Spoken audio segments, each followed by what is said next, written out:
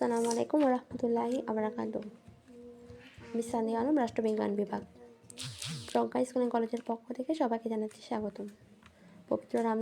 পবিত্র মাহে রমজান উপলক্ষে সবাইকে জানাচ্ছি শুভেচ্ছা।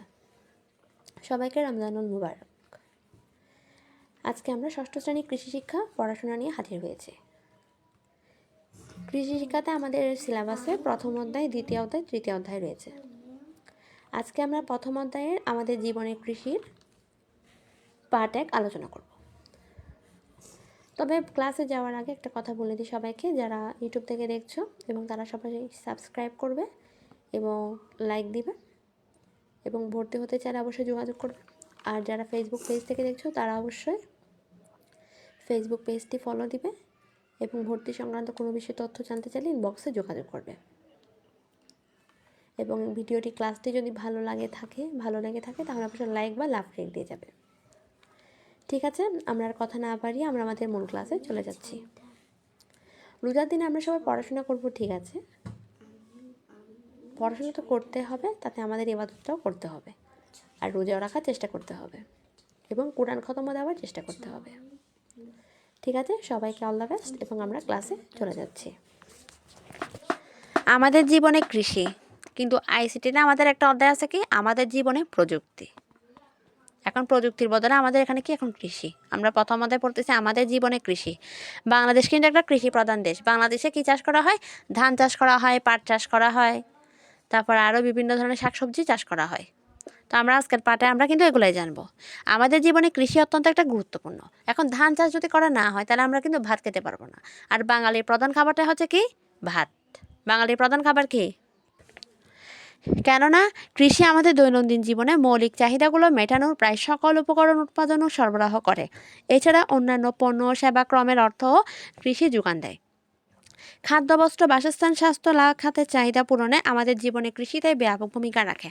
অর্থাৎ আমাদের অর্থনৈতিক একটা বিষয় আছে, ওই অর্থনৈতিক দিকের মধ্যে কৃষিটা কি অন্যতম একটা গুরুত্বপূর্ণ বিষয়। কৃষির অন্তর্ভুক্ত বিষয়গুলো যেমন ফসল, পশু পাখি, মৎস্য, বনায়ন নিয়ে হচ্ছে কৃষির পরিধি। কৃষির অন্তর্ভুক্ত বিষয়গুলো যেমন ফসল, পশু পাখি, মৎস্য, বনায়ন নিয়ে আমাদের কৃষির পরিধি। পরিধি মানে কি সেটা বলি আগে। পরিধি মানে হচ্ছে বিষয়। বুঝতে পারছি? পরিধি মানে কি বিষয়। তাহলে কৃষির বিষয় কোনগুলা? ফসল, পশু পাখি, মৎস্য, বনায়ন। বনায়ন মানে হচ্ছে কি, বন। বুঝছো? এই অধ্যায় পাঠ শেষে আমরা কি কি জানবো? বাংলাদেশের কৃষির পরিধি ও পরিসর ব্যাখ্যা করতে পারো। অর্থাৎ বাংলাদেশের কৃষির পরিধি কতটুকু আছে, কোন কোন বিষয় নিয়ে কৃষি গঠিত হয়েছে, আমরা ওগুলো জানতে পারবো। কৃষি বিষয়ক তথ্য সেবা প্রাপ্তির উৎস চিহ্নিত করতে পারবো। কৃষি বিষয়ক তথ্য সেবা, অর্থাৎ কৃষি কাজ করলে ওদের কি কি সেবা, তারপর ওরা কি কি পায়, তথ্যগুলো আমরা সব জানতে পারবো। এখন বর্তমানে যারা কৃষক, ওদের কিন্তু কি আছে, আলাদা কৃষি সার্টিফিকেট আছে। ওরা যে একটা কৃষক, এখন ওদেরকে নিয়ে বিভিন্ন অধিদপ্তরে কি ওদেরকে নিয়ে প্রশিক্ষণ দেওয়া হয়, ওদেরকে সার্টিফিকেট দেওয়া হয়, ওরা বিভিন্ন কোর্স করে কৃষি বিভিন্ন কাজের, কি করলে কৃষিতে উন্নত হবে, এরকম। তাহলে পাঠ 1 দেখি, কৃষির পরিধি ও পরিসর। পরিধি ও পরিসর মানে কি, কৃষির কি কি বিষয় আছে। কৃষি একটি আদি আধুনিক এবং অত্যন্ত সম্মানজনক পেশা। তাহলে এটা কিন্তু একটা সম্মানজনক পেশা। সম্মান পেশাটা হচ্ছে কি, কারণ এর মাধ্যমে মানুষের মৌলিক চাহিদাগুলো মেটাতে হয়। অর্থাৎ একজন কৃষকের থেকে খাদ্যটা মেটাতে হয়। আমাদের মৌলিক উপাদান কয়টি? খাদ্য, বস্ত্র, বাসস্থান, শিক্ষা, চিকিৎসা। এগুলো হচ্ছে আমাদের মৌলিক উপাদান। খাদ্য, বস্ত্র, বাসস্থান, শিক্ষা, চিকিৎসা, 5টি। এই 5টি থেকে কৃষক আমাদের জন্য কোনটি মেটায়? খাদ্যটাই মেটায়। তাহলে খাদ্যটা মৌলিক, তাই কৃষককে অবশ্যই আমাদের সম্মান করতে হবে। মানুষের মৌলিক চাহিদা বলতে খাদ্য, বস্ত্র, বাসস্থান, শিক্ষা, চিকিৎসাকে বোঝায়, যেটা আমি এখন বলছি, এই যে এখানে বলা হয়েছে। তাহলে তাই সংযত কারণে কৃষির পরিধি ব্যাপক।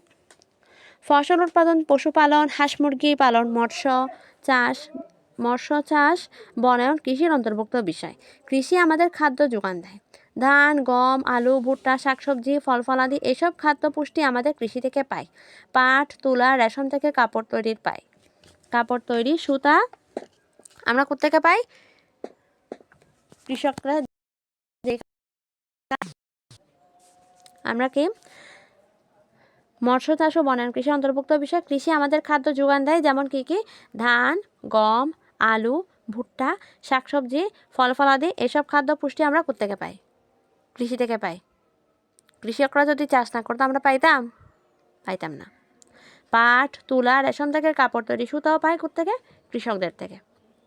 কাঠ, বাঁশ, খড়, শন, গুলপাতা ইত্যাদি থেকে গৃহ নির্মাণ সামগ্রী, আসবাবপত্র পায়। বাঁশখড় গবাদি পশুর গোবর, গাছের ডাল ইত্যাদি জ্বালানি হিসেবে ব্যবহার করি। তাহলে বাঁশ, খড়, গবাদি পশুর গোবর, যেটা গোবর কি করে? গরু যেটার পায়খানা করে, ওই পায়খানাটা দিয়ে কি করে? অনেকে গুন্ডা বানায় না কতগুলো, দেখো লাকড়ির সাহায্যে মাঝখানে একদম কি কতগুলো গুন্ডা বানায়, যেটাকে গুন্ডা বলা হয়। তাহলে ওগুলো কী করে? আমরা জ্বালানি হিসেবে ব্যবহার করে। কাঠ ও আখের ছুবড়া, বাঁশ ইত্যাদি থেকে কাগজ পাই। তাহলে কাগজ কোত্থেকে পাই? এটা ইম্পর্টেন্ট। কাঠ এবং আখের ছুবড়া থেকে, অর্থাৎ আখের চামড়া থেকে, কি আমরা যেটা আখ খাই, আখ চিনো, যেটাকে আমরা কুশিয়াল বলতে থাকি, ওই কুশিয়াল থেকে কি হয়? পেপার, কাগজ তৈরি হয়। আমলকি, হরতকি, বাহেরা, থানকুনি, বাসক ইত্যাদি থেকে ওষুধ পাওয়া যায়। দুধ, মাংস, ডিম এবং পুষ্টি সমৃদ্ধ খাবার আমরা পেয়ে থাকি পশু পাখি পালন করে। আর এসবই হলো কৃষি খাদ্য উৎপাদন এবং বস্ত্র বাসস্থানে উপাদান সরবরাহ করে থাকেন কৃষক। কৃষিভিত্তিক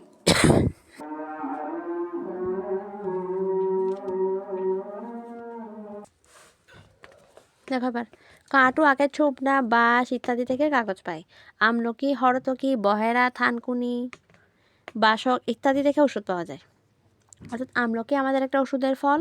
হরতকি, বহেরা, থানকুনি, বাসক পাতা বলি না আমরা, যেটা কফের জন্য ব্যবহার করা হয়। কফ কাশি হলে ছোটো পাতায় আমরা কী খাওয়াই? বাসক পাতার রস খাওয়াই। তাহলে দুধ, মাংস, ডিম, পুষ্টি সমৃদ্ধ খাবার আমরা পেয়ে থাকি পশু পাখি পালন করলে। এই যে পশু পাখি পালন করতেছে, মুরগি খামার পালন করতেছে, ওগুলো কিসের অংশ? কৃষিকাজের অংশ। আর এসবই কৃষি। খাদ্য উৎপাদন এবং বস্ত্র বাসস্থানের উপাদান সরবরাহ করে থাকেন কৃষক। কৃষিভিত্তিক বাংলাদেশের সার্বিক উন্নয়ন কৃষি নির্ভর। তাই কৃষির উন্নয়ন হলে দেশের অর্থনৈতিক অবস্থার উন্নয়ন হবে। আমাদের এই মৌলিক চাহিদাগুলো মেটানো হয় বিভিন্ন ফসল উৎপাদন, পশু পাখি প্রতিপালন, মৎস্য চাষ ও বনায়নের মাধ্যমে। বিভিন্ন ফসল বলতে মাঠ ফসল, দানা তেল, আঁশ, পানীয়, ডাল ও উদ্যান জাতীয় ফসলকে বোঝায়। পশু পাখি প্রতিপালন বলতে স্বাস্থ্যসম্মতভাবে গবাদি পশু, হাঁস মুরগি পালন এবং পশু খাদ্য উৎপাদনকে বোঝায়। মৎস্য চাষ বলতে বদ্ধ ও মুক্ত জলাশয়ে বিভিন্ন পদ্ধতিতে বিভিন্ন জাতের মাছের চাষকে বোঝায়। আর বনায়ন বলতে প্রাকৃতিক বনায়ন, সামাজিক বনায়ন, কৃষি বনায়নকে বোঝায়। তাহলে কি বলতেছে এখানে? পশু পাখি প্রতিপালন বলতে, তো পশু পাখি লালন পালন বলতে কি বোঝাচ্ছে? স্বাস্থ্যসম্মতভাবে গবাদি পশু, হাঁস মুরগি পালন করা এবং পশু পাখি খাদ্য উৎপাদনকে বোঝাচ্ছে। মৎস্য চাষ বলতে বদ্ধ ও মুক্ত জলাশয়ে বিভিন্ন পদ্ধতিতে বিভিন্ন জাতের মাছ চাষকে বোঝাচ্ছে। অর্থাৎ একটা পুকুরে বা নদীতে বিভিন্ন মাছ চাষ করা হয়। মাছ চাষ থেকে বিভিন্ন প্রশিক্ষণ দেওয়ার জন্য কীভাবে মাছ চাষের খাবার তৈরি করা যায়, এসবের জন্য একটা মৎস্য অধিদপ্তর আছে।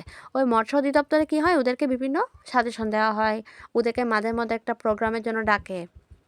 যেমন কিছুদিন আগে আমরা গেছি ওই প্রোগ্রামে, তাহলে ওখানে গেছি, তাহলে ওদেরকে সবাইকে বিভিন্ন মাছ, যারা মাছ চাষ করে ওরা কীভাবে মাছ চাষ করবে, কীভাবে মাছ চাষ করলে উৎপন্ন উন্নত হবে, এসব কিছু বিভিন্ন ভিডিও ফুটেজের মাধ্যমে স্লাইডের সাহায্যে দেখাইছে সব কিছু। তো তারপর সবাইকে আবার সেখানে খাওয়া দাওয়ার ব্যবস্থাও করছে, আবার ওদেরকে বিভিন্ন মাছ চাষের বিভিন্ন উপযোগী কী কী করলে বিভিন্ন কার্ডও দিছে।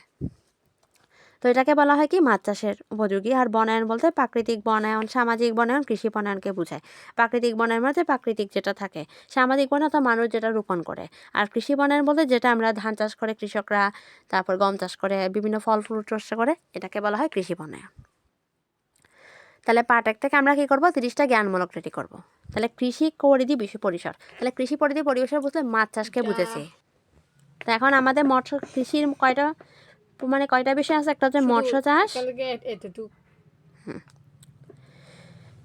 কয়টা বিষয় আছে? একটা হচ্ছে মৎস্য চাষ, একটা হচ্ছে পাট কি কৃষকরা যেটা চাষ করে, তারপর একটা সামাজিক বনায়ন, তারপর হচ্ছে আমাদের আর কি পশু পাখি লালন পালন, তারপর হচ্ছে কাগজ তৈরি কলকারখানা, তারপরে পোশাক তৈরি কারখানা, ধান গম আলু ভুট্টা শাকসবজি চাষ, তারপরে এগুলোই হচ্ছে আমাদের কি কৃষির বিষয়বস্তু পরিধি।